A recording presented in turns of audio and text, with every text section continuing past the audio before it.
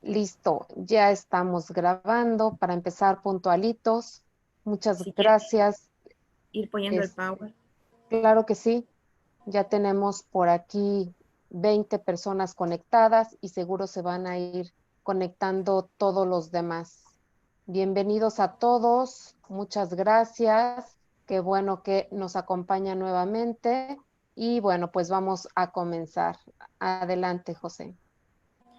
Hola, buenas tardes a todos. De acá desde Argentina, hoy un día muy frío y lluvioso. Bueno, el tema de hoy va a ser la vivienda, tanto la vivienda unifamiliar como la vivienda colectiva. Así que bueno, vamos a conocer muchos lineamientos de diseños referidos a la vivienda y a normas internacionales que van acompañando estos lineamientos y que a cada uno en su país le puede servir y tomarlo como referencia para el diseño. Así que arranquemos con la primera imagen. ¿Se acuerdan que yo les había dicho que en la cadena de diseño existían eslabones y uno de ellos era la accesibilidad, otro el desplazamiento y el tercero era el uso, los espacios de uso? En las viviendas unifamiliares, imagínense entrar a una vivienda, generalmente hay en el primer escalón un umbral para poder diferenciarlo de la vereda y de la calle. Este escalón, que muchas veces es necesario hacerlo por un tema de desagüe pluvial, de que la lluvia no invada la casa, y también un poco para establecer la jerarquía de la vivienda, lo podemos resolver y reemplazar con una rampa, con un plano inclinado. El material de esta pequeña rampa también tiene que ser antideslizante, porque si no, al tener un plano inclinado, yo puedo resbalarme al intentar acceder. No debe tener barral de sujeción, salvo que el usuario o el dueño de casa lo pida. Un pequeño barral al costado amurado a la pared. Y esto va a facilitar el agarre y el empuje para poder ascender ese escalón o al descender sostenerse. Fíjense en esta imagen, en una misma situación con umbral y en otra con un plano inclinado. Pareciera como que es muy inclinado, ¿no? Entonces, no solo es inclinar un plano, sino buscar la forma correcta, analizarla y tratar de insertar una solución que satisfaga el pedido, pero que a su vez sea cómoda, confortable y segura. Sigamos.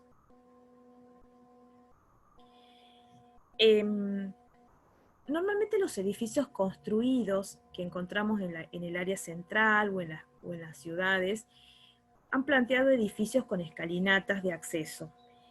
Y obviamente esto es una manera y una forma de discriminación, porque no solo no le permite el acceso a personas con movilidad reducida, sino por ahí la dificultad de ascender para una persona obesa, de baja talla, una persona anciana, una mamá embarazada, una persona que cargue el carro del supermercado. Entonces todas estas situaciones frente a una gran escalinata generan de alguna manera discriminación. En este caso vemos el ejemplo de un edificio que tiene una escalinata de acceso y a la par un elemento mecánico. Este elemento se llama plataforma salvaltura, que es como un pequeño ascensor de medidas reducidas que tiene la particularidad de salvar alturas cortas. No tiene toda la caja de que tiene un ascensor, sino hasta la mitad de la altura, con una puerta de acceso. Puede tener o no los laterales vidriados y interiormente tiene que poder acceder a una silla de ruedas. Fíjense, si yo fuera usuario de silla de ruedas, puedo acceder frontalmente haciendo la altura requerida y cuando llegue a nivel puedo descender sin ninguna dificultad. Este elemento se acciona por una palanca que está interiormente Y como está normalmente en contacto con la vía pública, tiene que ser muy cuidado. Y también requiere mantenimiento como cualquier medio mecánico. Ténganlo en cuenta. Fíjense en esta escalera. Esta escalera tiene varios escalones y un barral de sujeción. Tiene algunos elementos de seguridad, por ahí se podrían haber agregado otros, pero bueno, en este edificio ofrece la elección al usuario que pueda acceder por la escalera o por la plataforma salvaaltura. Sigamos.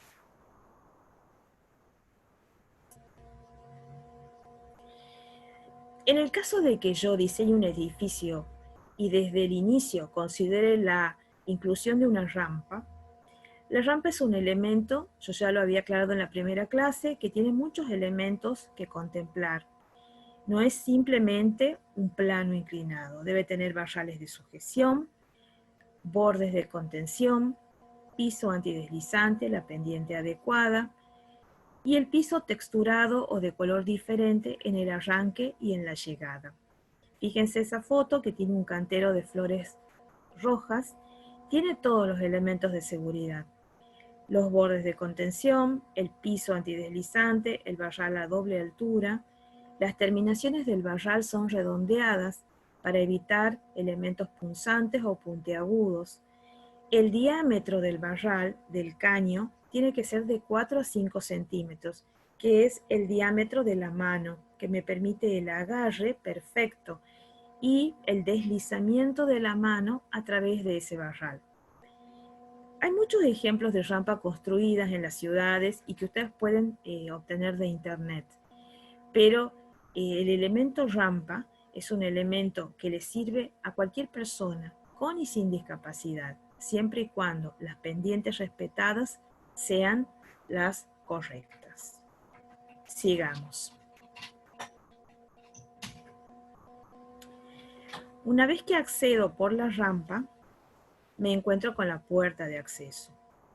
La puerta de acceso del edificio o de la vivienda en este caso debe tener un ancho mínimo de 0,90. En algunas normativas internacionales aparece 1 metro o 1,10 m. Esto no es un número exacto. Uno también lo puede consensuar con el dueño de casa. ¿Qué le conviene? Porque además hay que evaluar el costo de la carpintería. Normalmente las puertas de 0,90 se pueden conseguir en el mercado sin necesidad de hacerlas por encargo, que sería mucho más costoso. La puerta debe rebatir hacia afuera, tipo antipánico, porque si el usuario queda encerrado dentro de la casa o se ha caído o ha sufrido un accidente y cae contra la puerta, es más fácil desde afuera abrir que intentar empujar hacia adentro. En el caso del dibujo la persona o el usuario de silla de ruedas rebate la puerta, trata de acceder y fíjense las manijas de la puerta. La puerta debe tener una manija tipo palanca, es decir, como si fuera una palanca que baja y sube. Si yo fuera un usuario amputado, que no tuviera una mano, simplemente con el codo puedo directamente bajar o subir esa palanca. Además se le adiciona un barral para poder sostenerla con seguridad, que es parecido a los barrales que se colocan en los baños, atravesando la puerta, o sea, en una situación transversal a la puerta. Sigamos.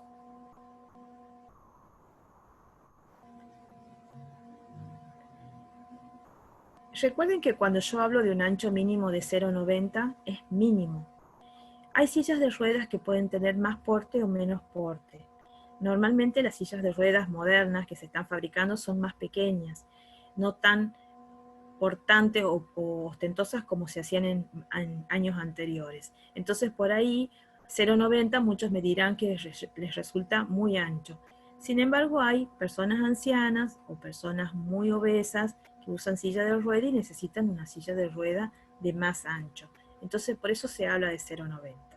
En algunos países la norma dice 1 metro o 1,10 m. 0,90 les permite el paso sin dificultad y además tienen que contemplar el ancho de la hoja de la puerta que al rebatir va, digamos, consumiendo ese ancho libre que yo tengo. Entonces es 0,90 libre para el ancho de la puerta. Muchas veces vamos a los corralones y pedimos una puerta accesible. Bueno, directamente pidan una puerta de 0,90. Puede ser de madera, metálica y 0,90 libre. La altura de la puerta es la altura estándar, en Argentina es 2,05, o sea, 205 centímetros. Esa es la altura estándar. También hay personas de gran contextura física en donde la puerta de 2,05 les resulta casi justa.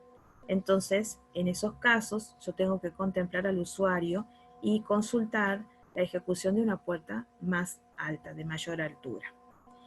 Por otro lado, fíjense la foto donde está la señora en silla de ruedas, la manija de la puerta transversal le permite a ella rebatirla, abrir la puerta, si esta puerta fuera tipo vaivén o tuviera el sistema este de que se cierra después por dentro con una traba.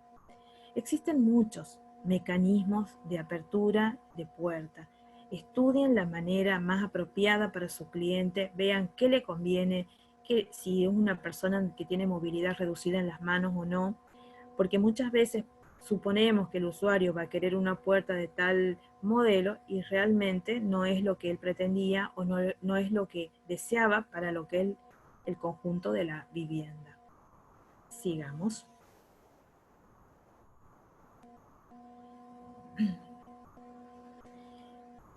En el caso del interior de la vivienda y cuando ya estamos dentro de la vivienda, tenemos diferentes áreas o espacios definidos. Las áreas privadas como el dormitorio, en donde normalmente se establecen los dormitorios y un baño. El área húmeda, que es la cocina, el baño y el lavadero. Decimos húmeda porque es donde se colocan las instalaciones. El área social o de uso común, como es el comedor y el estar. Y todo lo que es desbordes, como galerías, patios, jardines, solarium. En el caso de una vivienda accesible, yo tengo que hacer un estudio completo de todas las áreas. Tengo que hacer de cuenta que yo soy el usuario y tengo que recorrer y usar toda mi casa.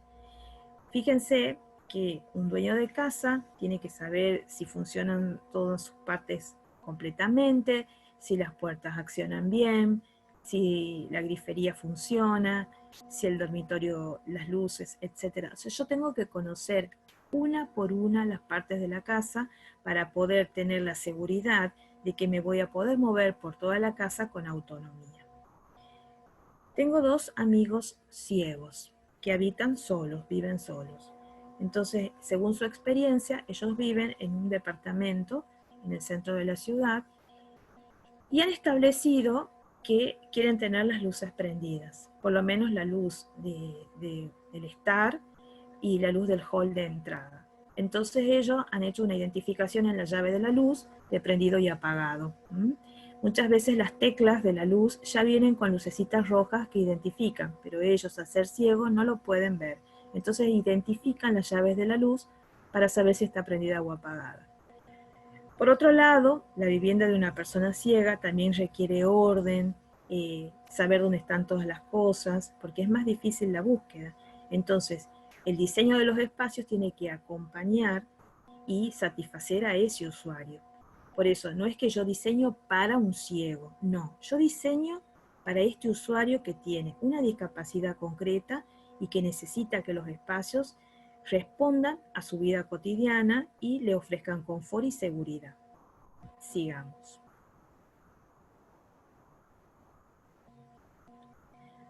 Fíjense que cuando hablamos de discapacidad y de independencia y autonomía, siempre nos referimos a dos discapacidades que son como las más vulnerables, la discapacidad motriz y la visual. Me dirán por qué, o sea, ustedes conocen personas hipoacúsicas y normalmente pueden vivir en una vivienda sin ninguna adaptación, o una persona con síndrome de Down, una persona con autismo, una persona que tenga alguna discapacidad en donde no requiera el impedimento en cuanto a su movilidad o a su visión. Entonces, siempre planificamos y pensamos en las adaptaciones en función de estas dos discapacidades. Y esto nos posibilita que todos puedan habitar una vivienda si es que abarcamos estas dos discapacidades. Entonces, cuando analizamos las necesidades del entorno, tenemos que analizar punto por punto cómo llega el usuario a la vivienda, cómo accede a la vivienda y cuando sale, qué se encuentra con el entorno inmediato. Entonces, dentro de esos conceptos de esta cadena de accesibilidad que siempre venimos hablando desde el principio, tenemos que tener como condición necesaria la accesibilidad.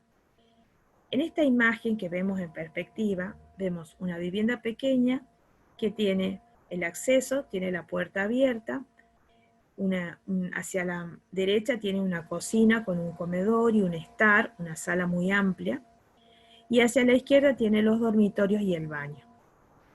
Fíjense que el espacio distribuidor, que es ese hall, está totalmente claro, no tiene obstáculos, no tiene mobiliario, algo que le permita al usuario en el caso de una emergencia poder salir con urgencia sin tener que tropezar o un obstáculo por delante. Y en el caso de ser un usuario ciego, de la misma manera. También es importante tener en cuenta en la distribución las ventanas, por la ventilación, la iluminación natural, y la distribución del mobiliario dentro de la vivienda. Normalmente el mobiliario tiene que permitir que existan espacios de circulación en donde no se entorpezca la misma. Sigamos.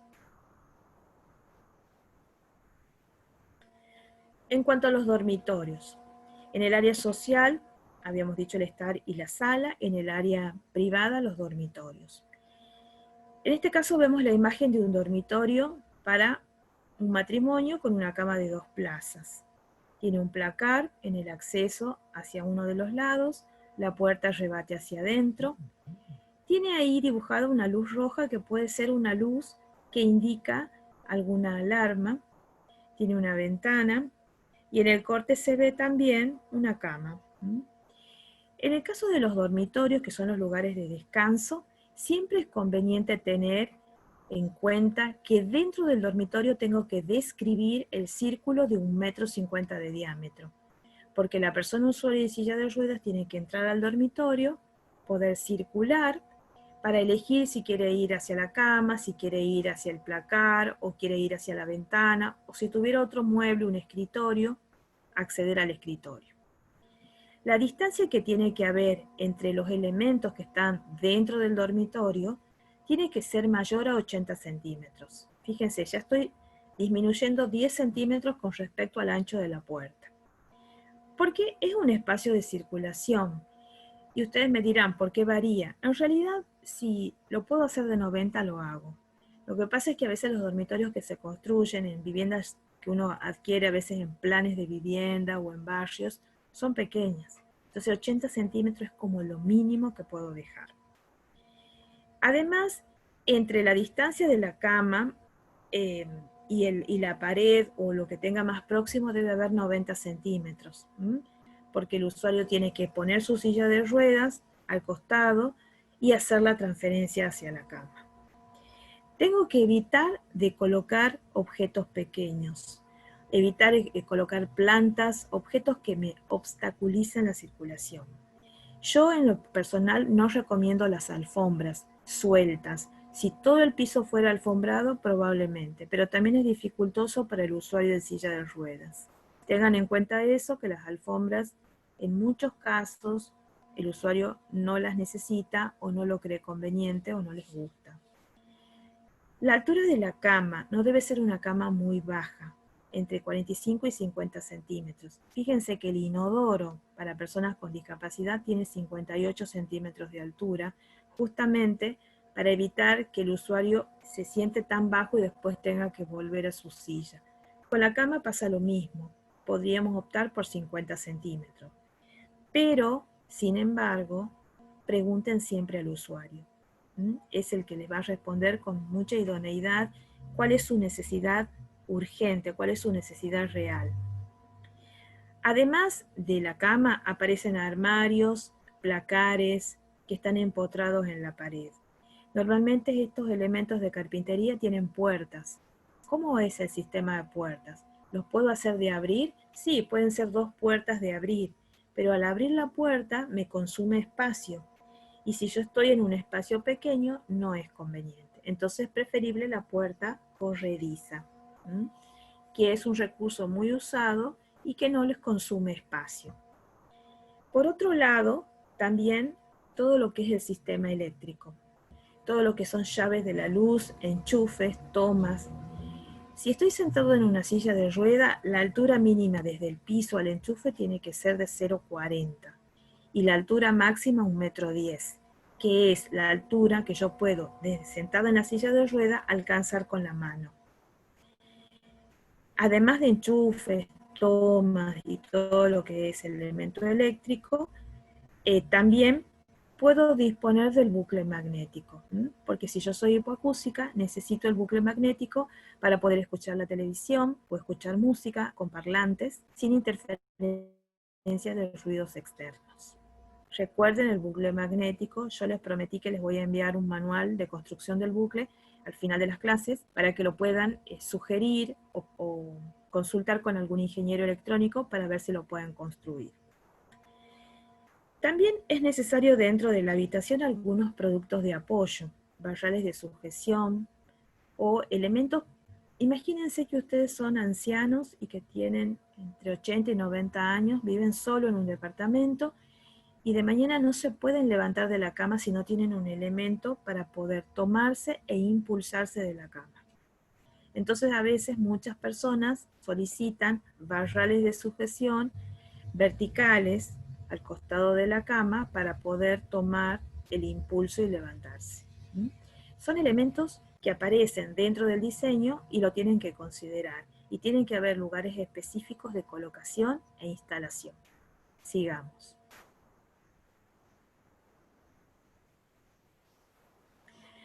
En estas imágenes vemos un usuario de silla de ruedas en un placar tratando de seleccionar la ropa que se va a poner con un sistema muy sencillo. Es un sistema mecánico, perdón, es un sistema manual de una palanca que se acciona y baja y sube el barral con la ropa. Fíjense que esta persona con una manija, que es una color gris, lo puede accionar, bajar y subir, elegir su ropa y luego subirlo. Estas son como ayudas técnicas, porque le permiten a la persona la independencia y la autonomía, y no que alguien venga, elija su ropa y lo vista. Si el usuario de silla de ruedas tiene movilidad en los brazos y tiene independencia, lo puede hacer tranquilamente. Hacia el otro costado vemos directamente un barral en donde está toda la ropa colgada. Puede ser de niños y fíjense, está a baja altura para permitirle a ese niño elegir la ropa, o si uno ya lo considera autónomo, que ese niño se puede cambiar solo, directamente puede elegir su ropa sin necesidad de la ayuda de la madre o del padre. Entonces, son como dos extremos de un adulto y de un niño y soluciones para cada uno en donde la autonomía es lo primordial. Yo necesito que esta señora sea autónoma porque es una persona mayor, tiene libre elección de su ropa y que un niño se vaya volviendo autónomo en su vestir. Entonces pongo en ese perchero la probable ropa que puede elegir y ponerse para ese día, ya sea la ropa del colegio o para una salida, igual con los zapatos. Fíjense también que en ambos casos lo que busco es la autonomía y propongo soluciones para que esta autonomía se dé cualquiera sea la edad. Sigamos. El radio de giro de que yo hablaba de 1,50 m se tiene que dar en todos los espacios de la casa, en todos. Porque si soy usuario de silla de rueda, voy por el pasillo, tengo que girar. Ahora, ustedes me dirán, pero el pasillo tenía 0,90 m. Es verdad, pero yo puedo tener un pasillo con un tramo de X metros y llegar a un espacio más ancho en donde hago el giro. No es que todo el pasillo tenga que tener 1,50 m, porque no en todo el tramo del pasillo voy a querer girar. Puedo llegar y hacerlo cada 4 metros, cada 3 metros, de acuerdo al diseño que tengan en el plano de la vivienda. En esta imagen vemos una persona que está dentro de un espacio privado estudiando, leyendo y a su vez está comiendo. Puede ser una pequeña sala. Fíjense la mesa, la persona puede hacer la aproximación a la mesa sin ningún problema. Fíjense en el mobiliario que está detrás de ella, es una pequeña biblioteca con algunos adornos y también tiene baja altura. Le permite a esta persona, si vive en forma autónoma, poder acomodar y estéticamente su hogar, limpiarlo, colocar libros o adornos de acuerdo a su gusto, sin depender de alguien que la asista. Entonces la consigna es zonas de paso libre, mantener libres de obstáculos todo lo que son los espacios de circulación, anchos libres de puertas de 0,90, el espacio de 1,50 cada tanto para poder hacer el giro, y todo lo que sea dentro de la vivienda, eliminar objetos que obstruyan la circulación. En el plano que ven hacia la derecha está el dormitorio y el baño. Ese puede ser tranquilamente el plano de una habitación de un hotel, en donde tengo la posibilidad de acceder y hay una bañera. Después vamos a hablar de ese elemento bañera cuando veamos el baño. Y abajo ven el dibujo de una puerta, en donde la altura es 2 metros, y tengo los interruptores, enchufes, etcétera, en esa franja que está sombreada, que está desde 0,40 a 1,40 m. Para mí 1,40 m es muy alto. 1 metro, 1,10 m es lo óptimo. Sigamos.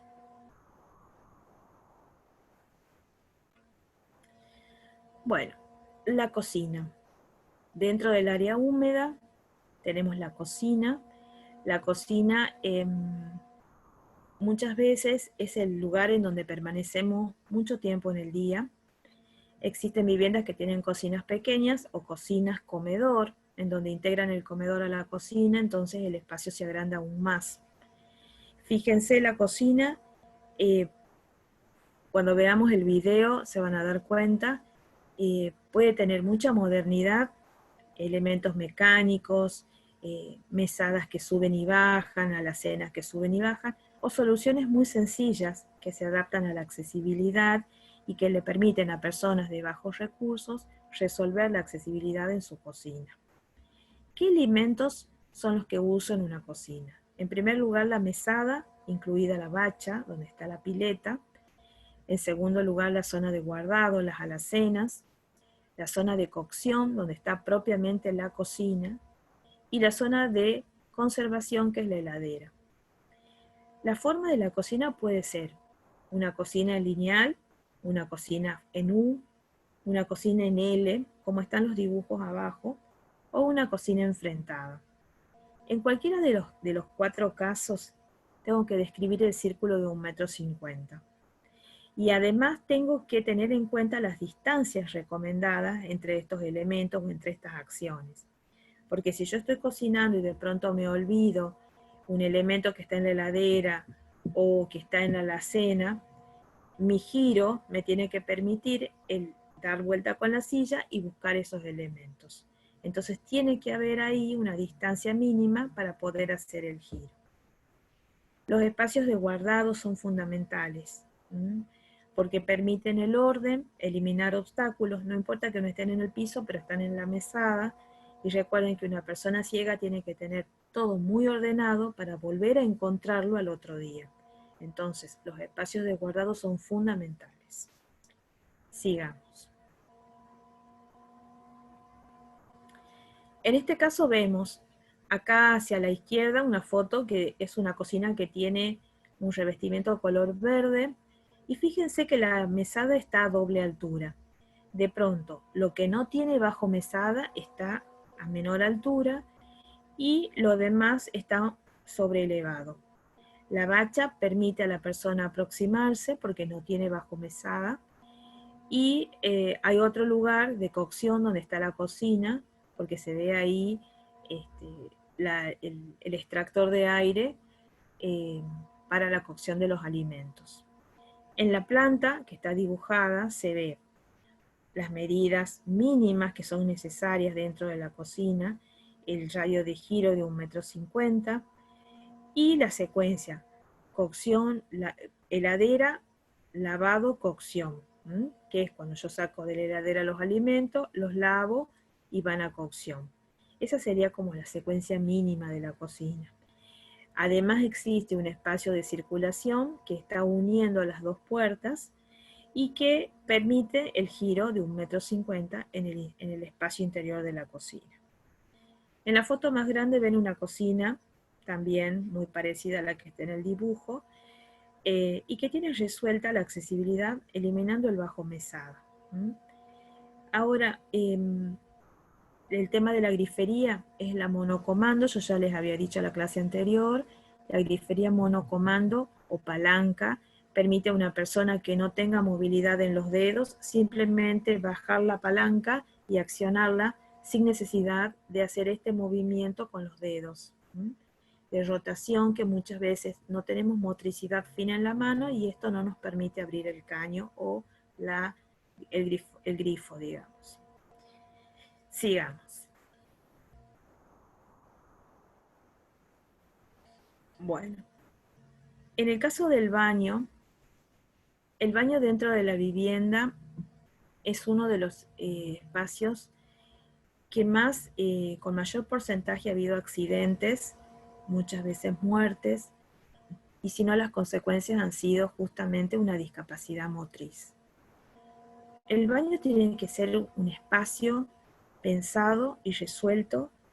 Si es un baño existente, tengo que ver cuáles son las situaciones que puedo plantear, tengo que hacer un relevamiento en dónde están los artefactos que existen y que puedo eliminar, y qué elementos del baño son tan imprescindibles y cuáles no. Bueno, en este baño que ustedes ven hay un inodoro, una ducha y un lavabo o pileta. Nosotros en Argentina además usamos el bidet. Ahora, ¿por qué no pongo bidet en este baño? Probablemente puede ser por las medidas reducidas que tenga ya existentes.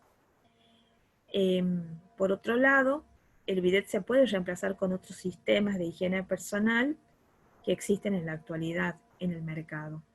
Nosotros tenemos un sistema que se llama Bidematic, que se instala en el inodoro y permite la higiene personal del usuario en el inodoro. Y por otro lado, porque la ducha está a la par y también se puede hacer el traspaso a la ducha e higienizarse en la ducha. El baño, en general, en las viviendas que se adquieren a través de planes de vivienda, tiene medidas reducidas.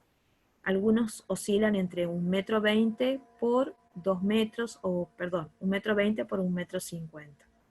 Entonces, al instalar los artefactos, no puedo describir el radio de giro del 1,50 m del que les había hablado. Por lo tanto, es muy difícil intervenir baños pequeños y muchas veces las soluciones que se dan son soluciones mínimas, como para paliar la situación de evitar que el usuario no pueda entrar al baño. Fíjense en el listado este que está escrito, dice: inscribir un círculo de 1,50 m de diámetro no invadido por la hoja de la puerta. Significa que la puerta, si abre hacia adentro, ya me está invadiendo el 1,50 m. ¿Qué hago en este caso? Puedo cambiar la puerta por el sistema corredizo.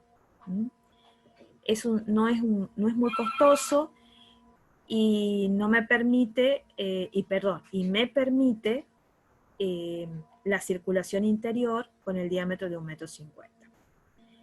El sector de la ducha. Muchos baños existentes tienen bañadera. La bañadera se debe eliminar.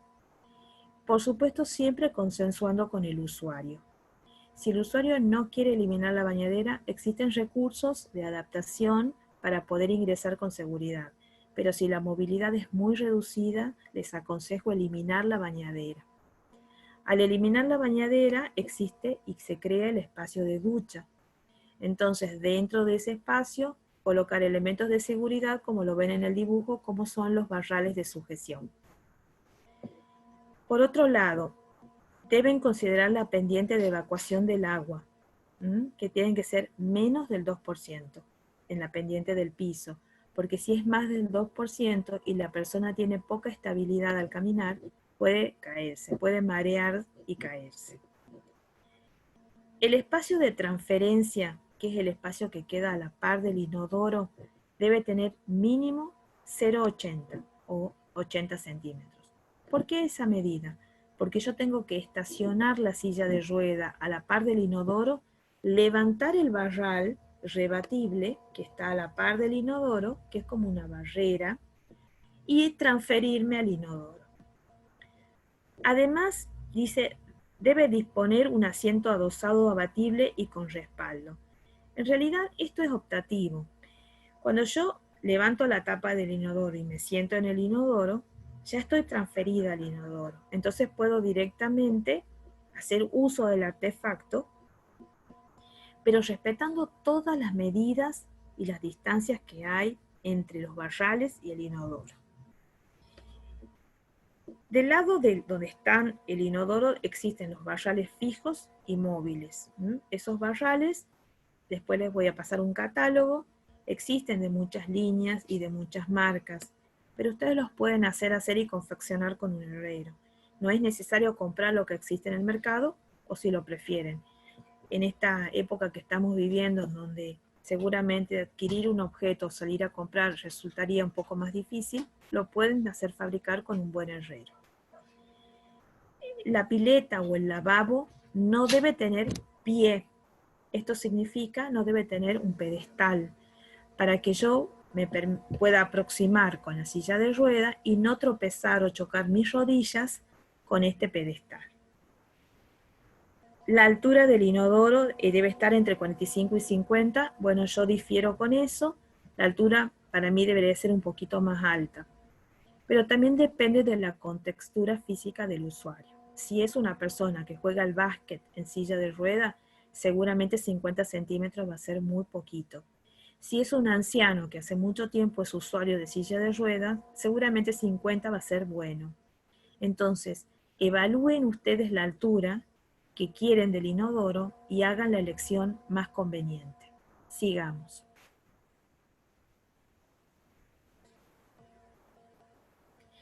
Miren esta foto. En esta foto está el inodoro, tiene pegado a la pared en forma horizontal un barral blanco. Del otro lado del inodoro hay otro barral, ese barral es rebatible, también de color blanco. Y muy pegado al inodoro está el lavabo que no tiene el pedestal. En realidad es un ejemplo para que vean los elementos de apoyo, que son los barrales. Pero la pileta en sí está muy pegada al inodoro, está muy cercana al inodoro. Yo la movería y la correría a mayor distancia. En la descripción aparece el nombre de los barrales como barras para transferencia y sujeción, que son los famosos barrales de sujeción. Estos barrales de sujeción pueden ser fijos o móviles. Móviles o rebatibles, aclaro, ¿no? No es que se muevan, se cambien de lugar, sino rebatibles. Las medidas hay muchísimas en el mercado. Ustedes pueden elegir más cortos, más largos, inclusive los colores vienen de color en acero inoxidable, vienen en color blanco, he visto en color negro, gris, de acuerdo a lo que quede estéticamente bien para el baño. Igual que los artefactos. Normalmente los artefactos para discapacidad vienen de color blanco, pero he visto también de color. Todo lo que es grifería, vuelvo a repetir, tiene que ser monocomando. El sistema monocomando es el más sencillo de manejo para cualquier persona. Los accesorios que faltarían acá agregar sería, que se lo ve ahí en el barral rebatible, el portarrollo donde se coloca el papel higiénico, y un sistema de accionamiento de la descarga del inodoro o un botón de descarga que esté próximo al barral. Porque fíjense ahí el botón de descarga está en ese elemento que está detrás del inodoro, y si el usuario está centrado tiene que hacer un giro casi de 180 grados para poder accionarlo. Si lo tuviera cerca del barral, lo accionaría directamente y no se torcería para poder accionarlo. El espejo. Ustedes ven ahí un espejo redondo que está sobreelevado con respecto al lavabo. Yo lo bajaría y lo pondría a nivel del lavabo. Y no lo elegiría redondo, lo elegiría rectangular.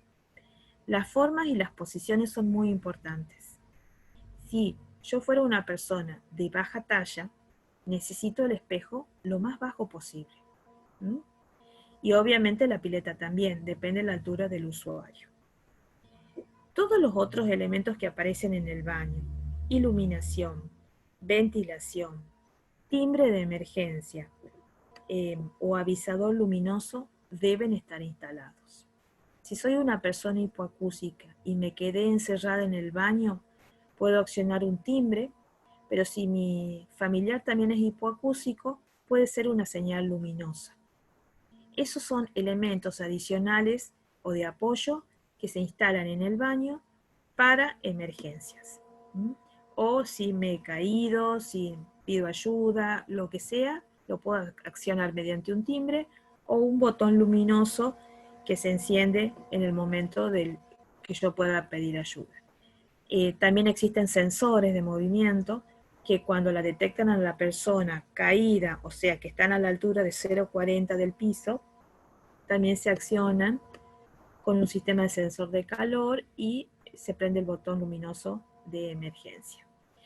Todos estos elementos deben estar presentes en el baño.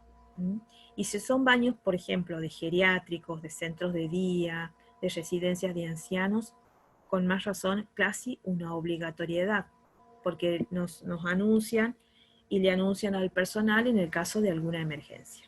Sigamos. Bueno, de nuevo imágenes muy parecidas a las anteriores, el inodoro, los barrales. Fíjense la flechita esta que es curva con puntitos que indica cómo se mueve ese barral. En este caso el inodoro es de 45 centímetros, puede ser más, repito. La altura de los barrales 70 centímetros, la altura de la pileta 75 centímetros. Yo al espejo lo bajaría a la altura de 75, y todos los elementos. Y lo que ven hacia la derecha es el inodoro que se vende en Argentina, de la línea de Ferrum, que también tiene una altura más considerable que la altura normal, digamos. Tiene una mochila que también está sobrelevada. La descarga del inodoro es diferente porque al ser más alto, el codo y la descarga se van transformando. En ese caso, que ustedes adapten un inodoro, tienen que hablar con el sanitarista. Es muy importante conversar con el instalador, porque le tienen que dar a conocer que este baño va a tener algunas adaptaciones de iluminación, de electricidad, sanitarias, etc. Y además porque les permite conocer que todas las medidas que ustedes tengan dentro del baño tienen que ser respetadas muy prolijamente. La instalación de los barrales, la instalación del baño, del sanitario, es algo muy fino para que el resultado final sea el óptimo. Porque si coloco un barral en vez de a 70, a 75, no cumple la función. Si mi usuario es una persona que mide 1,80 m y yo le coloco un inodoro a 45, no cumple la función. Entonces, piensen en el usuario en sí mismo y piensen a su vez en todas estas medidas que se van adaptando. Pero si este baño lo instalo en un centro comercial, voy a tener que optar por esta medida estándar. Pero si es para una vivienda, voy a tener que consensuar con el usuario. Sigamos. Fíjense en la planta que ven en la parte de arriba hacia la izquierda.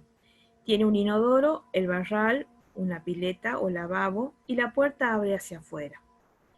La puerta tiene 1 metro de ancho por 2,10 de altura. Abre hacia afuera. Ustedes me dirán, sí, pero una puerta que abre hacia afuera de 1 metro me come 1 metro del pasillo que está afuera. Es verdad. Entonces yo les digo, bueno, busquen la opción de puerta corrediza. Si tienen espacio, háganla de abrir. Si no tienen espacio, busquen puerta corrediza. ¿Por qué? No puedo abrir hacia adentro. Es un baño muy pequeño y no me permite la apertura hacia adentro. Y además, como es tan pequeño, ya el giro de 1,50 m lo tengo casi sacrificado en esta opción. Entonces busco, dentro de todo esta situación límite, mejorarlo con estas implementaciones. Puerta a abrir hacia afuera, barrales de sujeción, el inodoro está ¿Por qué no lo pongo en el medio al inodoro? Porque si lo llevo contra la pared, me permite que me quede el otro espacio libre de transferencia. La pileta está muy cerca del inodoro, sí, pero si es una pileta pequeña, puedo reducir el espacio, mejor dicho, puedo agrandar el espacio de distancia entre los artefactos. No busquen siempre grandes artefactos, busquen de acuerdo al espacio disponible en su baño. Acá al costado, hacia la derecha, ven un hombre sentado en silla de ruedas y algunos elementos con sus alturas. Los barrales, el barral de la ducha, el espejo, el lavabo, las llaves, etc. Y acá abajo ven una foto con algunas distancias. Son algunas situaciones reales e ideales que existen en muchos libros y manuales que me parecen interesantes para que vayan manejando. Sigamos. Creo que, Claudia, no me acuerdo en qué diapositiva era el primer video. Sí, era aquí, ahorita lo ponemos. Bien.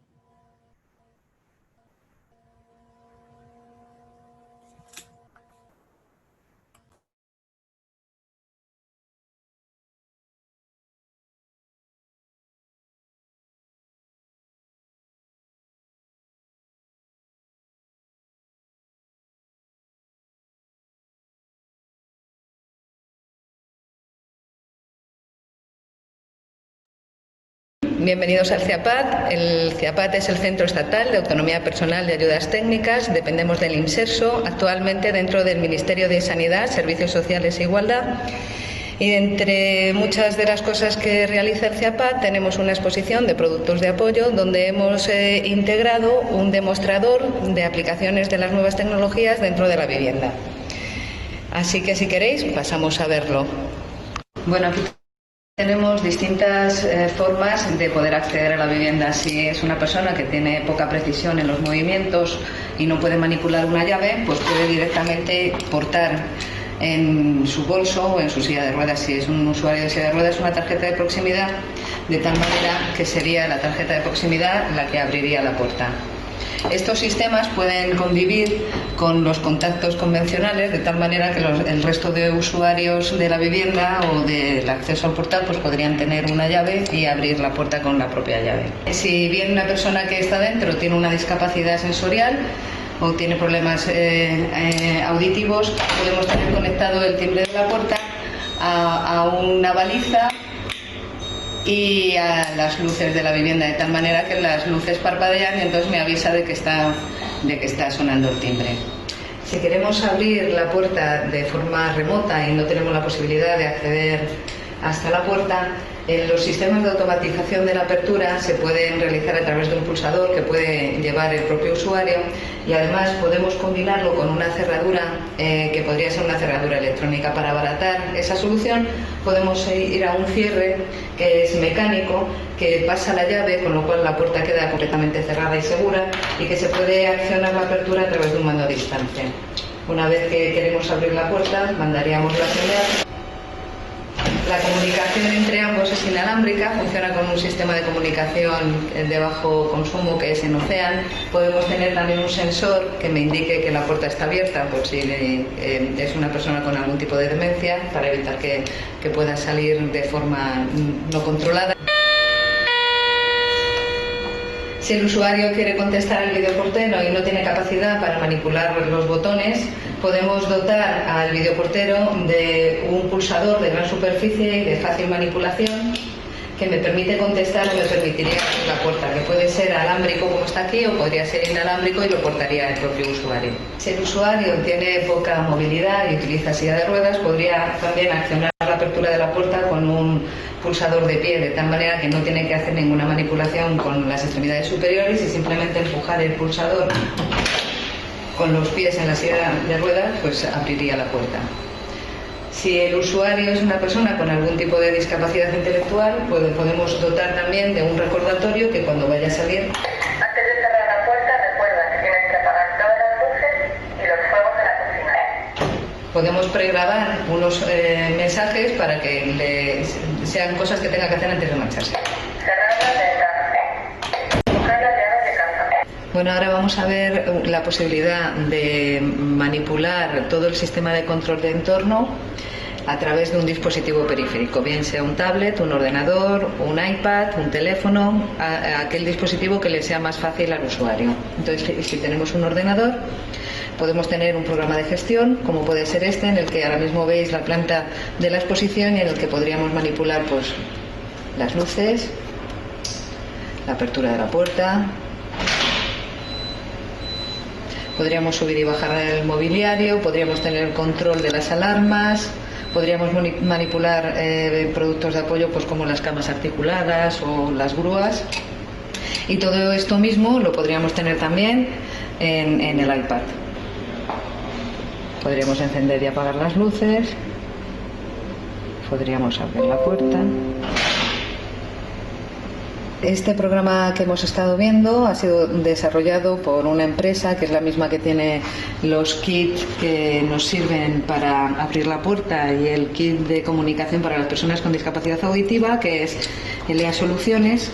Y luego tenemos también otro programa de gestión, que sería que este está desarrollado por una empresa que se llama BJ Adaptaciones, y que nos permitiría las mismas acciones que hemos visto, la manipulación de los productos de apoyo, de las camas articuladas, abrir la puerta, descolgar el teléfono, encender la televisión, etc. Podemos también manipular la televisión a través del periférico utilizando un programa que me permite desde subir el volumen, cambiar de canal o tener acceso a la web TV o al control de entorno. La web TV, pues podríamos movernos a través de los menús, las distintas aplicaciones y lo que tengamos. Pues tenemos aquí una cocina que se puede regular la altura de la encimera para que se adecue a las necesidades de cada usuario que convivan en la misma casa. Se puede hacer de forma directa. También podemos tener acceso a la regulación de los muebles a través del periférico, como puede ser el iPad.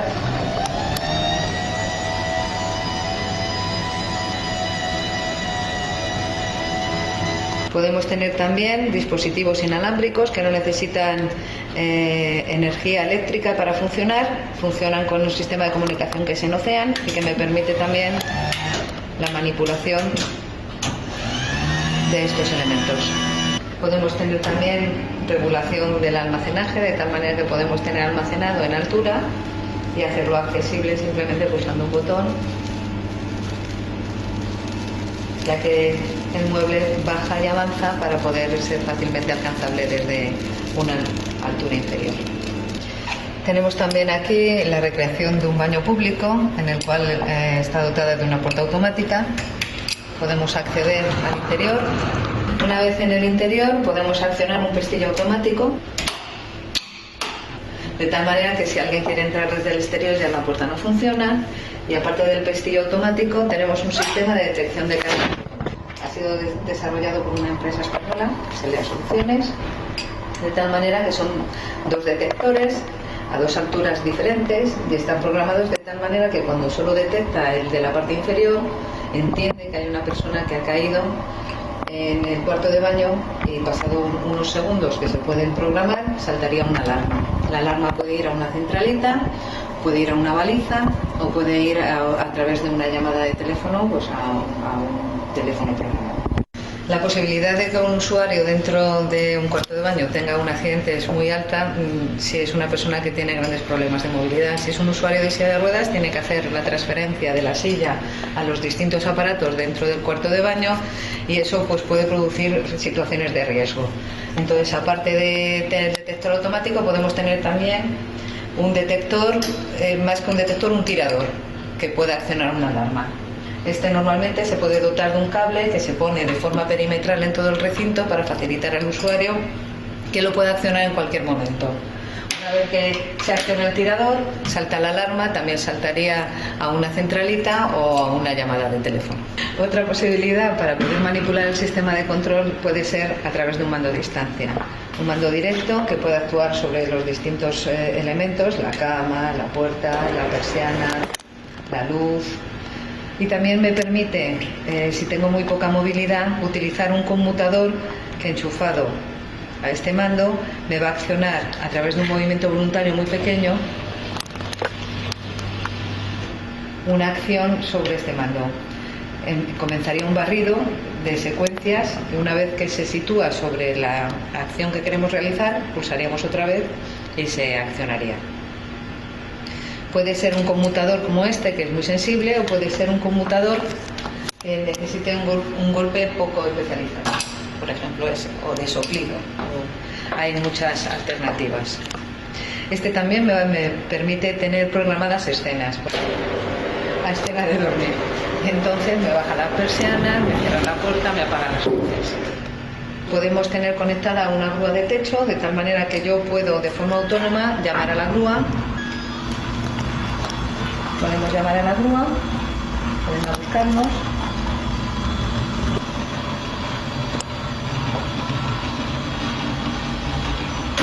Una vez que llega a la cama, puedo bajar el arnés, que me puedo colocar de forma autónoma.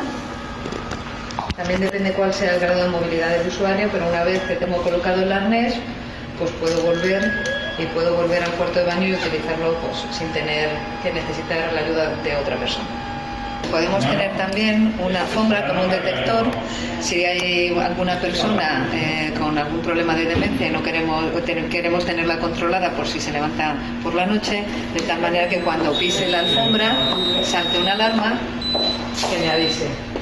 Igualmente podemos saber si abre o no la ventana para tener controlado y evitar accidentes. En el momento que acciona la manilla, saltaría una alarma.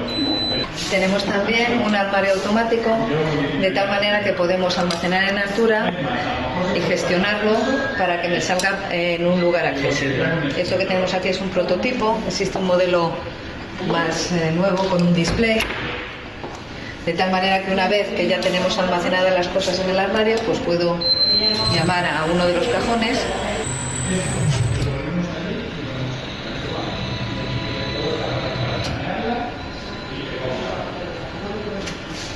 y ya tendríamos acceso a lo que tenemos aquí. Esta es una sala de estimulación multisensorial. Se utiliza para personas que tienen problemas para relacionarse con el entorno. Se está utilizando bastante también para personas con Alzheimer, parálisis cerebral. Es una sala oscura que hace que se puedan focalizar en los distintos elementos.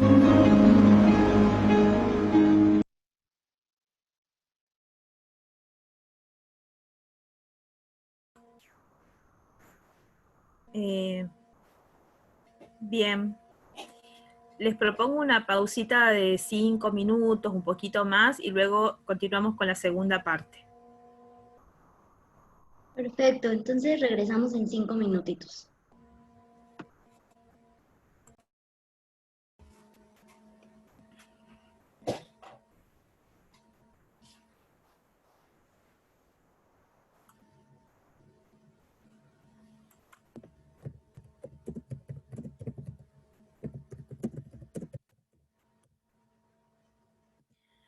Bueno,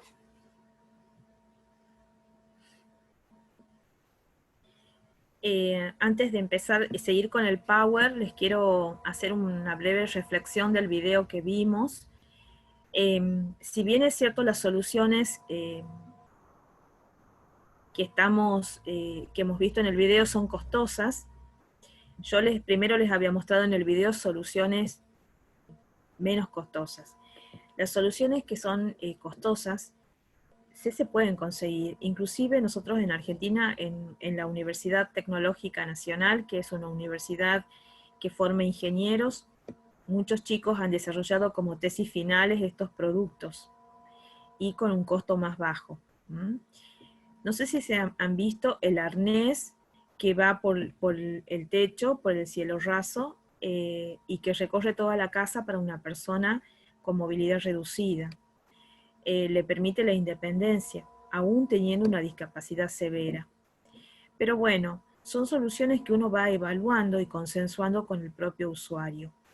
Los sistemas de domótica, que es la automatización del hogar, le permite al usuario su independencia. Si un usuario en silla de ruedas de pronto sufre un siniestro, un incendio o la inundación en su casa, activa las alarmas y puede directamente conectarse con la policía, los bomberos, la asistencia pública, todo aquello que le pueda suministrar ayuda. La domótica facilita la vida a las personas con discapacidad y le permite la autonomía. No es un lujo, es una necesidad. Yo les voy a pasar el link con respecto a esto. Y estoy leyendo acá algunas preguntitas que algunas voy a contestar. En Argentina no se aplican los criterios DALCO en un 100%, sí los tomamos en cuenta en muchos casos, y ahora lo vamos a ver en esta segunda parte de los criterios DALCO. Ustedes saben que nosotros tenemos una superposición y una gran cantidad de leyes nacionales y regionales respecto a accesibilidad, y esto hace un poco que tengamos superposición de contenido. Y yo les había dicho en la primera clase que muchas de estas leyes no se cumplen. Entonces creo que el trabajo primero que tenemos que hacer es el de la concientización para que la cumplamos a la ley y que los profesionales la apliquen, porque si no sería muy en vano seguir creando leyes en donde no haya directamente cumplimiento ni obligatoriedad de hacerlo. Bueno, vamos a seguir, Claudia, con la diapositiva. No sé si estás, Claudia, en línea.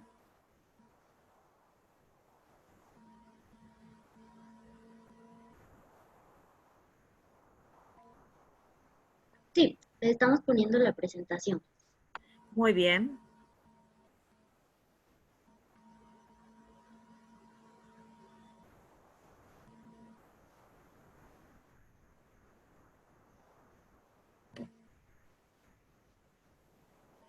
Al final de la presentación vamos a ver un video muy interesante para cerrar.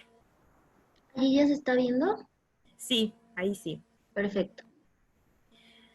Bueno, en este caso vemos, un poco para terminar esta parte de la vivienda, el tema de la piscina, y vemos un elemento que está al costado de la piscina, que es como una especie de ayuda, de soporte, que sostiene una silla. Esto significa que la persona puede sentarse en ese elemento, se lo gira y se sumerge en el agua, y puede estar obviamente sentada y permanecer en el agua el tiempo que lo necesite. Este elemento se fabrica en forma manual, o sea, se lo acciona o en forma mecánica. Son todas opciones de ayuda técnica que ayudan y que de alguna manera automatizan el hogar. Sigamos.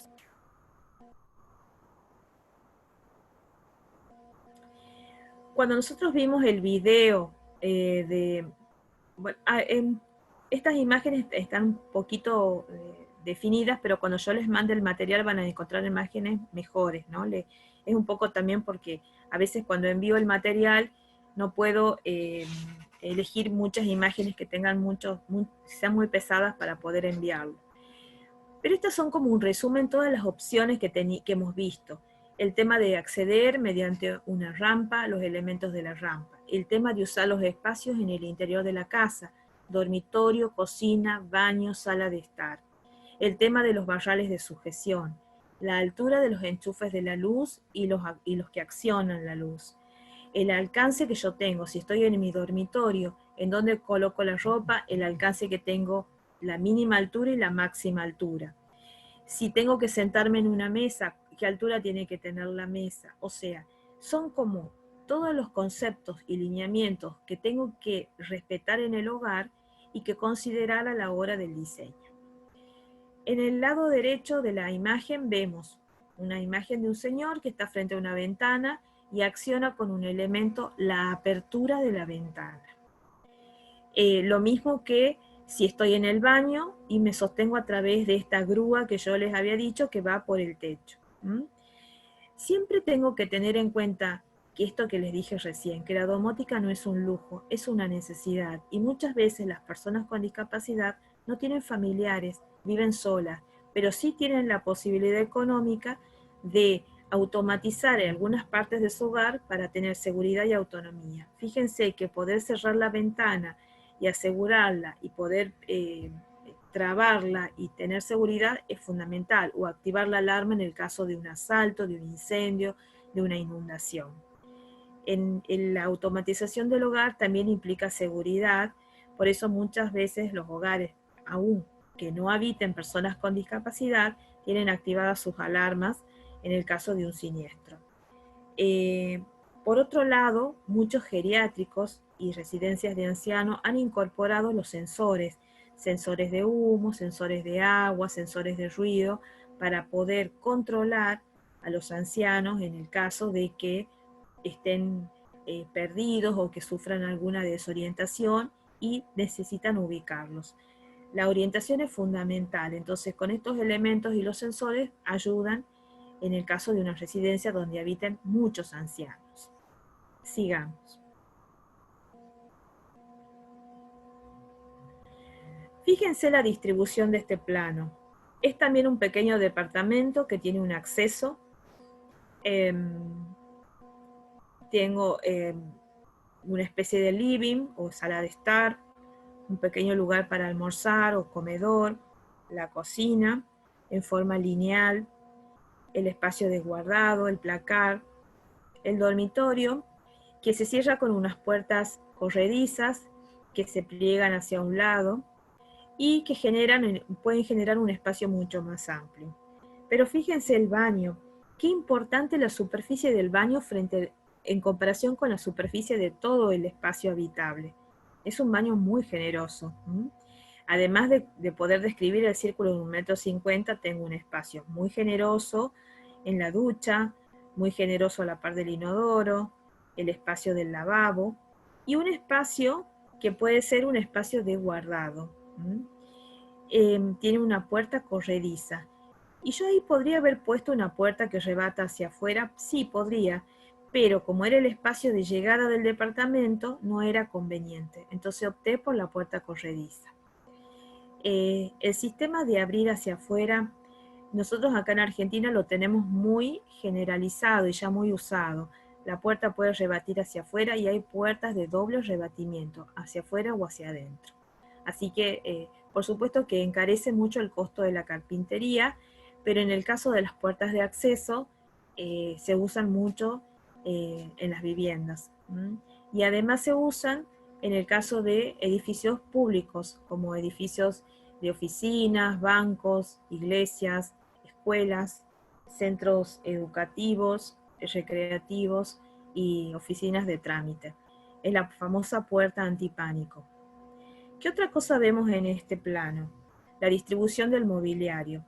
Probablemente haya elementos que entorpezcan la circulación y yo aparentemente no veo ninguno. Si yo hubiera decorado este departamento colocándole plantas o mesitas pequeñas o espacios para poner fotos, probablemente haya elementos que entorpezcan. Pero en sí mismo lo veo bastante limpio al espacio de circulación. Y si fuera una persona ciega que habita este departamento, seguramente le resultaría bastante cómoda la circulación porque no hay nada que obstaculice. Otra cosa que se tiene que analizar es la ventilación. Tiene todo el espacio de living con un gran ventanal, tiene una ventana en la cocina, una ventana en esquina en el baño y en el dormitorio, 2 ventanas. Entonces eso permite una iluminación permanente natural casi todas las horas de luz del día y el aprovechamiento y la economía en cuanto a la energía. Ustedes tienen que recordar otra cosa muy importante en la actualidad: la sustentabilidad y la sostenibilidad. Cómo a partir de la arquitectura tenemos que preservar y conservar, y el ahorro energético, que es fundamental. Y dentro de esta asignatura, la accesibilidad es una forma de sustentabilidad social, porque permite el bienestar de la persona con discapacidad y de su familia. Sigamos.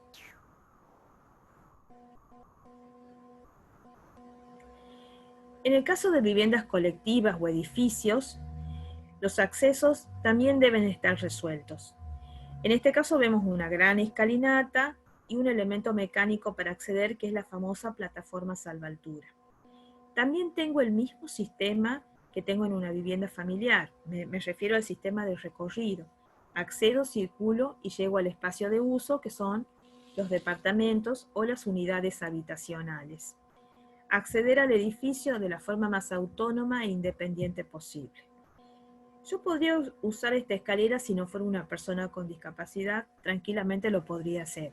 Pero si vuelvo del supermercado con 5 bolsas muy cargadas, además mi mochila, mi cartera, y está lloviendo, tengo que portar un paraguas, seguramente va a ser más fácil acceder por la plataforma salvaaltura.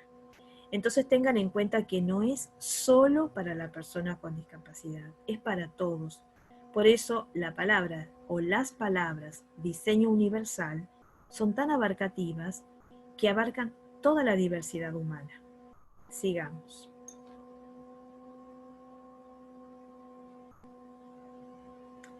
En el caso de la rampa es un elemento que puede ser resuelto en un tramo, en 2 tramos o 3 tramos, de acuerdo a la altura a salvar.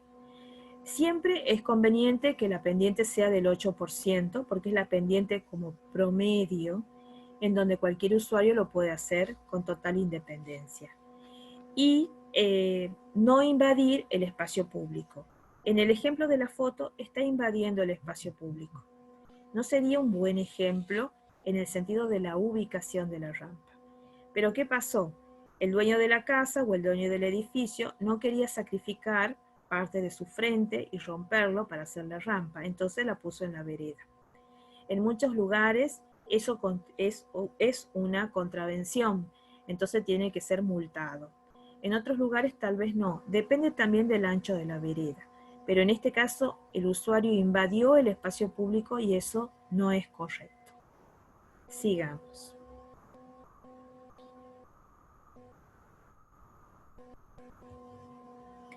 Los espacios de circulaciones en el interior de los edificios normalmente son espacios sin mobiliario, son los famosos pasillos, en algunos lugares palier. Normalmente los espacios de circulación tienen que tener 1,10 m a 1,20 m mínimo de ancho. Esto significa que el usuario en silla de rueda puede circular normalmente sin ningún problema y cada tantos metros tener este espacio de giro de 1,50 m para poder realizar el giro completo y volver. Esto no es un capricho, esto tiene un porqué. Si yo salgo de mi departamento y me olvidé la cartera, tengo que regresar y volver. Si no tuviera este espacio de giro, tendría que volver como si fuera para atrás. Sería muy dificultoso. Y si no, tendría que recurrir a la ayuda de alguien que me lleve de espaldas hasta mi departamento. El espacio de giro es necesario en todos los espacios, en espacios de circulación, en la vivienda, en los edificios, en los espacios públicos, en los parques, en muchos lugares, hasta en el ómnibus, en las unidades de transporte público. A pesar de esto, es muy frecuente que en muchos edificios existan elementos de obstáculos, obstáculos que salgan, que sobresalgan o que estén puestos sin pensar que pueden obstaculizar a las personas. Yo he visto ejemplos de muchos pasillos de edificios que los porteros colocan grandes macetas o recipientes con plantas gigantes. También he visto lugares en donde los porteros estacionan, los porteros son los que vigilan los edificios, acá en Argentina, estacionan sus motos o bicicletas. También he visto lugares en donde los porteros dejan encomiendas o cajas que llegan para los que habitan el edificio. Entonces, debe preverse espacios de guardado y estacionamiento dentro del edificio para que no obstaculicen la circulación. Eso es muy importante y es una medida que se tiene que tomar para evitar casos típicos de personas o usuarios en silla de ruedas o personas ciegas que tropiezan contra estos obstáculos. Sigamos. En esta imagen vemos el tema de las alturas. Fíjense que si yo fuera una persona de baja talla y circularía por un pasillo y de pronto se cortó la luz, intento acceder a la luz de emergencia y está muy alta la llave de la luz. ¿Se acuerdan que les había dicho que la altura máxima tenía que ser 1,10 m? Y la altura mínima, empezando desnivel de piso, 0,40 m. Si fuera una persona de gran altura, o sea, midiera 1,80 m a 2 metros, no tendría problemas. El problema es para un niño, una persona de baja talla o un usuario en silla de ruedas. Las alturas y el respeto de las alturas es muy importante. Es muy importante la ubicación de las llaves de la luz, de los tomas, de las señales de salida de emergencia. Yo tengo que saber cuál es la ruta de emergencia, porque si no, en el caso de un siniestro no voy a poder evacuar. En los sistemas de evacuación, de defensa civil y los protocolos de evacuación, normalmente se aconseja que comience a evacuar aquel que puede ayudar para empezar a retirar o a sacar a los más vulnerables.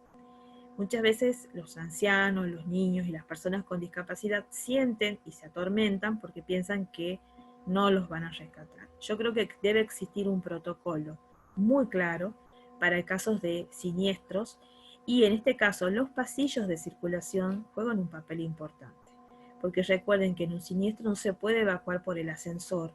La caja del ascensor se puede transformar en una gran chimenea y eso puede de alguna manera ser muy peligroso para los que desciendan o asciendan por el ascensor. Normalmente se trata de descender por la escalera. Sigamos.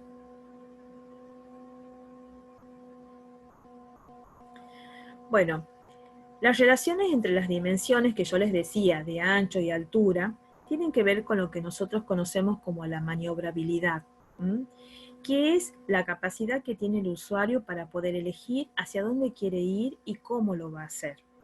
Por eso es fundamental que se respeten las medidas, porque si no estaríamos dentro de una arbitrariedad que el diseñador elige porque le gusta, porque le parece correcto, porque tiene suficiente espacio o porque no lo tiene. Entonces, de pronto, la elección de las medidas y de los anchos corren por cuenta del diseñador sin tener en cuenta al usuario.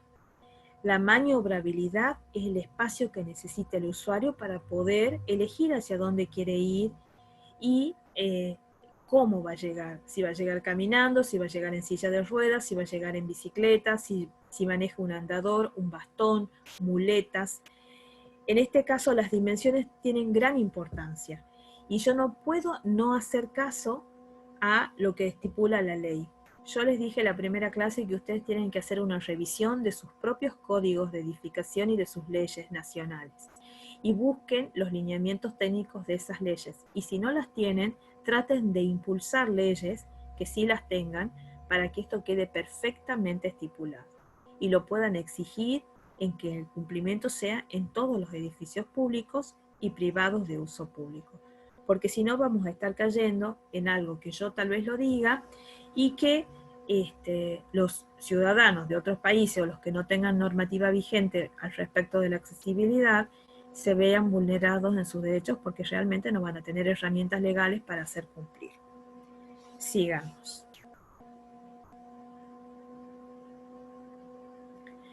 Uno de los aspectos más importantes con respecto a los solados y a los pisos, que yo les había nombrado también en la clase pasada, era el deslizamiento. Los pisos, normalmente los pisos y pavimentos, nosotros tenemos en el mercado una gran variedad de pisos y pavimentos. Tenemos un piso muy parecido al mármol y al granito pulido que se llama porcelanato, que simula ser un piso súper espejado, muy brilloso, que tiene una textura muy suave y es muy deslizante. Es un piso que se usa muchísimo en salones de fiesta, en entrada de hoteles, en residencias bastante importantes. Sin embargo, es un piso muy deslizante. Me parece totalmente inadecuado el uso del porcelanato como de cualquier piso deslizante en edificios públicos y de funciones privadas de uso público. Se deben elegir pisos texturados, que tengan una textura suave y que sean antideslizantes, en seco y en húmedo. Que a su vez, en los accesos, o en los cambios de nivel, o en los cambios de dirección, haya una pequeña franja de color contrastante para que las personas de baja visión detecten este cambio de dirección o sentido y de pendiente. También es importante las uniones. Si yo necesito unir dos pisos de diferentes colores porque estoy por cambiar de un espacio público o de un espacio abierto a un espacio cerrado, puedo agregar una franja pequeña de color contrastante para identificar ese cambio de dirección o sentido. También se debe acompañar, si el lugar lo amerita, señalética. La señalética es fundamental. Indicar qué va a pasar en el espacio siguiente, si lo que estoy por vivir es un espacio de diversión, si es un espacio dentro del edificio, si es el sector de la pileta, si es el sector del solarium, si es el sector de... Muchos edificios tienen en la última planta un pequeño salón de uso común que se llama SUM, Salón de Usos Múltiples, en donde los usuarios lo usan cuando cumplen años, cuando tienen fiestas familiares y lo comparten entre los dueños de los departamentos del edificio. Así que tengan en cuenta que la señalética muchas veces acompaña la información de lo que ocurre en los espacios. Sigamos.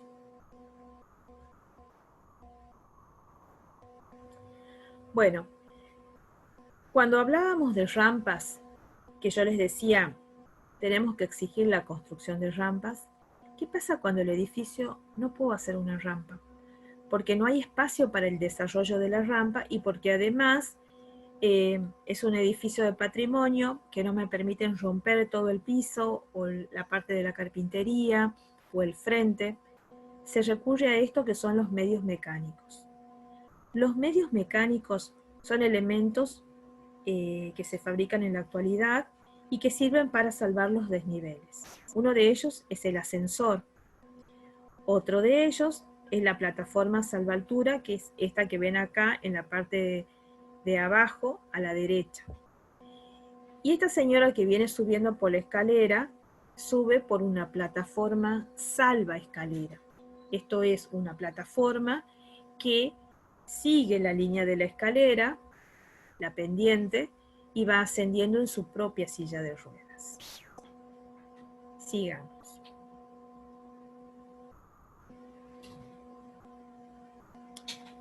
Bueno, en la parte de la terraza del edificio, normalmente, en algunos edificios, de acuerdo a los códigos de edificación y a las normativas municipales donde estén insertos, se pueden construir salones, como les había dicho, terrazas, solarium, que son los sectores donde hay pileta y espacios para que los usuarios tomen sol, disfruten de la pileta.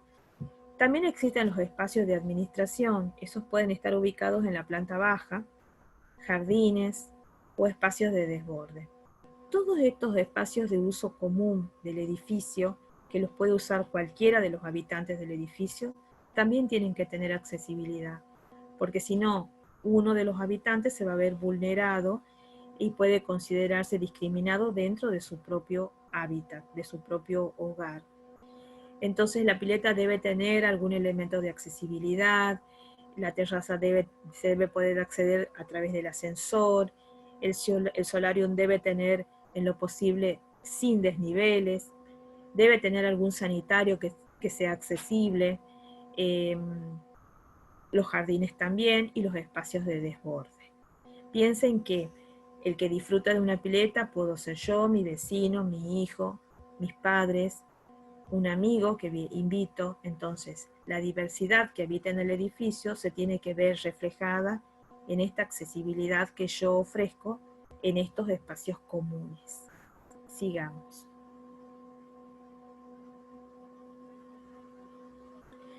Bueno, acá vemos algunos elementos en lo que yo les hacía referencia de la administración. Digamos que una oficina de administración de un edificio puede ser simplemente una oficina con un escritorio, pero también puede ofrecer un mostrador o un lugar en donde haya 2 personas que administren el edificio y que estén a cargo de todo lo que es impuestos, cobrar expensas o las rentas o lo que es fuera del edificio. El mostrador a doble altura es fundamental. ¿Por qué? Yo, si me aproximo a un mostrador muy alto, no voy a poder ver a la persona que me está atendiendo. Entonces el mostrador bajo le permite al usuario que está en silla de ruedas observar a la persona que lo atiende y a su vez sentirse cómodo, sentirse bien atendido y no discriminado. Y no infiere mucho en el gasto de lo que es la construcción del mobiliario. Es exactamente lo mismo. Es simplemente pensar que un tramo de ese escritorio puede ser a menos altura que la requerida para poder ofrecer un servicio cómodo y seguro al cliente. Sigamos.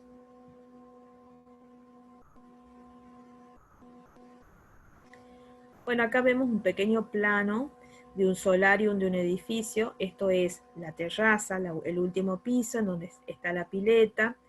Yo he marcado ahí con un círculo rojo porque ahí hay una pequeña escalera que va hacia la pileta. Entonces, en este ejemplo no hay accesibilidad. ¿Se podría haber planteado una rampa? Sí, tal vez, porque la pileta está como sobreelevada.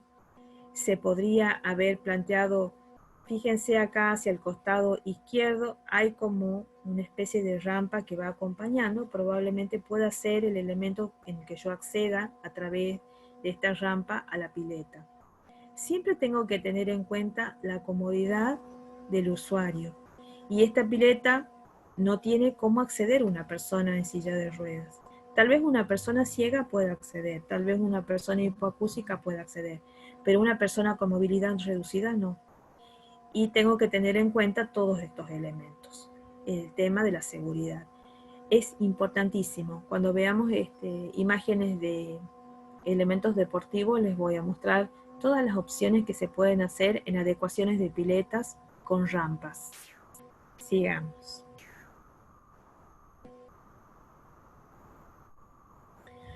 Bueno, y por último les nombro las normas DALCO. Fíjense que en Europa y específicamente en España existen estas normas que hablan, y son requisitos en realidad, que figuran dentro de una ley que tienen aplicación obligatoria. La palabra DALCO viene de la primera letra de deambulación, aprehensión, localización, o sea, lo van viendo acá en la imagen. Y simplemente lo que pretenden es que los que apliquen los requisitos DALCO puedan sentir que el producto que han diseñado, sí, se está viendo borrosa ahora la imagen, Claudia. No sé si lo puedes mejorar. Que los objetos que han diseñado o los productos que hayan diseñado cumplan estos requisitos.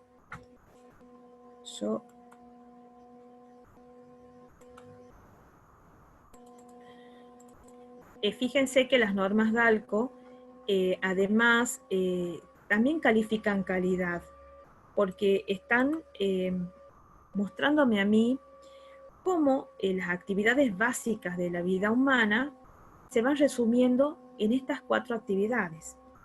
La deambulación se refiere, por ejemplo, a la iluminación. La palabra deambulación se refiere a circular. ¿Cómo circulo? Y cómo yo a través de la iluminación apoyo esta deambulación y protejo y le doy seguridad, ya sea de día o de noche. En los pisos o pavimentos, ya hemos hablado de los pisos deslizantes y antideslizantes. Los espacios de maniobra, el famoso radio de giro. Las zonas de circulación, exterior, interior, bajo techo o al aire libre. Los cambios de plano, ir por un sendero y de pronto ascender o descender. Todo eso implica la deambulación. La aprehensión, o sea, el alcance, Si estoy sentado en una silla de rueda, ¿puedo acceder a la llave de la luz o no? ¿Puedo prender o apagar? El accionamiento de todos los elementos manuales. ¿Puedo abrir la ventana? ¿Puedo cerrar la puerta? ¿Puedo accionar la grifería? El agarre a través de las ayudas técnicas, los barrales de sujeción y todo lo que son barandas en la rampa y en el baño y en el interior de la vivienda si lo necesitara. Y dentro del transporte público, los elementos de seguridad que existen para los usuarios con discapacidad.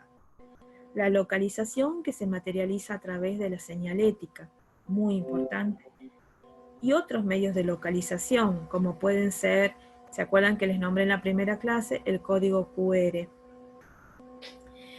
Y la comunicación no interactiva con paneles, medios gráficos, señales luminosas, acústicas, timbres, señales táctiles. Y la interactiva con el ordenador o la computadora, el lápiz óptico y el braille. Los criterios DALCO están incluidos dentro de las normas UNE, que son normas de la normalización española. O sea, son criterios que están vigentes. No se preocupen si no ven claro, esto todo se les va a mandar para que lo tengan en formato PDF, y aparte yo les voy a mandar la bibliografía. Así que si lo ven ahora un poquito borroso, no se preocupen. Lo que vamos a ver ahora es un video, no sé si lo podés poner, Claudia.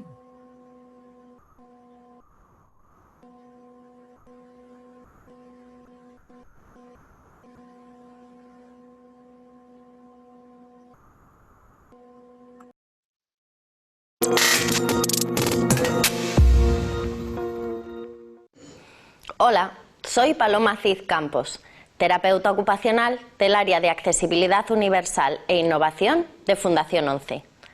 Este vídeo se titula Criterios DALCO. La vivienda es el espacio donde más cómodos, seguros e independientes deberíamos sentirnos las personas. La accesibilidad y el diseño para todos fomentan la autonomía y participación y son el vehículo para lograr estos objetivos. La accesibilidad no debe limitarse a las necesidades específicas de personas con discapacidad, sino que se evaluarán las necesidades de todas las personas a la hora de llevar a cabo diferentes tareas dentro de un entorno concreto. En nuestro caso, tendremos que analizar las actividades que se realizan en las diferentes estancias de una vivienda. Las normas indican cómo debe ser un producto o cómo debe funcionar un servicio para que sea seguro y responda a lo que el consumidor espera de él. Existe una norma que define los requisitos que debe tener un entorno para que sea accesible.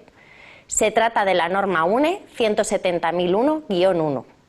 Accesibilidad universal, parte 1. Criterios DALCO para facilitar la accesibilidad al entorno. Los criterios DALCO son acciones que se realizan en los entornos y que permiten que cualquier persona, con independencia de su edad, sexo, origen cultural o capacidad, utilice ese espacio. Vamos a repasar una por una las acciones para comprender su significado y su implicación dentro del entorno de una vivienda. Deambulación. Consiste en moverse sobre una superficie para llegar de un sitio a otro. Las personas pueden desplazarse solas, acompañadas, con mascotas, con un carrito de bebé o de la compra, con muletas, en silla de ruedas. En todos los entornos se hace necesario moverse para llegar a distintos lugares. En la vivienda hay que dirigirse a diferentes habitaciones y moverse en su interior para realizar diferentes tareas. En la imagen se muestra un entorno en el que conviven un pasillo, escalones y una rampa. La segunda acción es la aprehensión y hace referencia a la acción de manipular, alcanzar, agarrar, girar, pulsar, transportar, es decir, a todas las tareas que podemos hacer con un objeto. Podríamos pensar que nos referimos solo a acciones que se hacen con las manos, pero no es así. A veces utilizamos otras partes del cuerpo o instrumentos que nos ayudan en estas acciones. Dentro de una vivienda, la acción de aprehensión se lleva a cabo de diferente manera en función de la estancia y la actividad que estemos realizando, e incluso en función de qué persona lo esté realizando. Por ejemplo, Utilizar la llave para abrir la puerta es una tarea que realizamos prácticamente cada día al salir o entrar en el domicilio. Cada vez que preparamos alimentos, realizamos muchas tareas de aprehensión, directamente con las manos o con herramientas como cuchillos, cucharas, etc. Abrir y cerrar grifos, colocar ropa, encender la televisión. El número de estas acciones es enorme. La tercera acción es la localización, que consiste en señalar o identificar dónde está alguien o algo. En ocasiones, sobre todo cuando se almacenan alimentos en el congelador, se utiliza la señalización para ayudar a localizar lo que buscamos. A veces ayudamos a los niños a aprender a ordenar sus cosas disponiendo dibujos de los objetos que deben colocar en cada cajón. La comunicación es la cuarta y última de las acciones que se realizan en cualquier entorno. Es el intercambio de información necesario para llevar a cabo cualquier tarea. Esta comunicación no solo hace referencia a las conversaciones que tienen lugar dentro de la casa, sino también a mensajes entre sus habitantes, a través de notas en la nevera o en el espejo del baño, caritas sonrientes en el corcho de los niños cuando han hecho algo bien, y en los tiempos actuales al uso de los teléfonos y mensajes instantáneos. Deambulación, aprehensión, localización y comunicación son los criterios Dalco. Pero de nada sirve que un entorno sea accesible para todas las personas si no se puede acceder a él. Por eso tenemos que hablar también de la cadena de accesibilidad. Este concepto trata de que la secuencia de espacios o estancias en un entorno no se interrumpa para garantizar que el entorno en su globalidad sea accesible. Respecto al acceso a la vivienda, hay que conocer el área de aproximación a la misma, es decir, los itinerarios peatonales, si existe un aparcamiento reservado e incluso el acceso al transporte público. El siguiente eslabón de nuestra cadena sería el acceso a la finca. En este punto hay que tener en cuenta los recorridos horizontales y verticales, en los que puede haber rampas, escaleras, ascensores y no olvidar el portal y el rellano de la vivienda. Una vez dentro del domicilio, habrá que contemplar nuevamente los recorridos horizontales de los pasillos y la accesibilidad de cada una de sus estancias. En este vídeo hemos aprendido que la accesibilidad es una característica fundamental de la vivienda. También que existe una norma que define los requisitos que debe tener un entorno para que sea accesible. Las acciones que se realizan en los entornos están recogidas en esta norma y se llaman criterios Dalco, y son 4: deambulación, aprehensión, localización y comunicación. También hemos hablado de la importancia de mantener una cadena de accesibilidad para garantizar que el entorno en su globalidad sea accesible. Por último, recordar que las actuaciones de accesibilidad suponen un valor añadido, porque además de las consideraciones básicas de uso para las personas con discapacidad, se suman las consideraciones de confort para el resto de usuarios.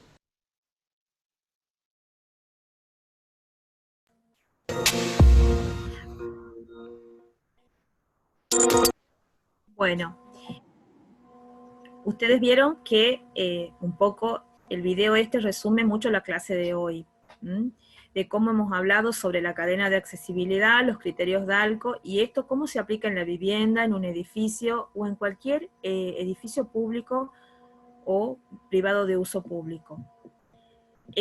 Fíjense, en esto soy muy insistente, tiene que existir la cadena de accesibilidad. Tiene que existir en todo momento, en la ciudad, en el transporte, en la vivienda, en la comunicación. Si no existe la cadena de accesibilidad, está rota la accesibilidad. Y al estar rota la accesibilidad, las personas se ven vulneradas en sus derechos.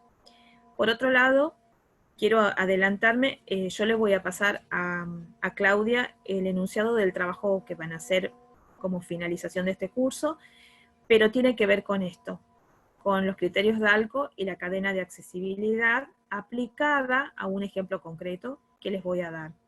Así que, bueno, hoy ha terminado un ratito antes la clase, pero siempre quiero que tengan en cuenta esto, que hago mucho hincapié, y que es algo que nos caracteriza. Muchas veces no pensamos que en el diseño un pequeño objeto puede obstaculizar la circulación, y eso puede ser un gran obstáculo para una persona con discapacidad. Y por otro lado, también pensar en todos los elementos que ayudan a la accesibilidad, la iluminación, la vegetación, todos los sistemas de ayuda, los barrales de sujeción, todo lo que hemos ido nombrando a lo largo de los diferentes ámbitos de la vivienda. Cuando yo hablo de vivienda, me refiero es como estos dos polos que tenemos, una vivienda que tenga domótica, que tenga automatización, y una que no lo tenga. La diferencia entre una y otra tal vez sea el costo, sí, es seguro que es el costo, pero yo tengo que pensar que de a poco la domótica se tiene que ir metiendo en nuestras vidas, y tiene que, las personas que manejan ingeniería y que sepan ingeniería tienen que ir conociendo cuáles son los elementos que se pueden fabricar en la casa o que pueden fabricarse a bajo costo y que también sirven y ayudan muchísimo a las personas con discapacidad. Así que bueno, les agradezco a todos los que han estado en línea, que han mandado mensajes. Quédense tranquilos que los links de los videos los vamos a enviar para que ustedes lo tengan, como así también todo el material gráfico y escrito. Por otro lado, me gusta mucho que ustedes participen. Yo en la medida que puedo voy leyendo, y les prometo que ya en la próxima clase, bueno, hoy le mando el trabajo práctico a Claudia para que en estos días se los difunda, y en la próxima clase ya comienzo a mandarles todo el material bibliográfico. Así que les mando un gran abrazo a todos. Claudia, te dejo la despedida a vos. Hola José, Claudia se tuvo que retirar, sin embargo, pues agradecer a todos la presencia, muy puntuales, y el cumplimiento de todos aquí a la orden, y comentarles que así como tú les dices, se les va a compartir todo el material, todas las presentaciones, así como la grabación de estas sesiones. Todo se les va a enviar al correo electrónico con el que llenaron su registro, para que pues allí en sus correos tengan el respaldo de este material, lo puedan ver las veces que sea necesario para su repaso, y pues esto se los estamos pasando más adelante. Así como todo lo que tiene que ver al trabajo final que se debe de presentar como parte de este curso. Y muchísimas gracias, José. Recordarles que nos vemos este viernes a las 4 hora de Ciudad de México, 6 p.m. hora de Argentina, de Buenos Aires. Y muchísimas gracias. Gracias a todos, buenas tardes.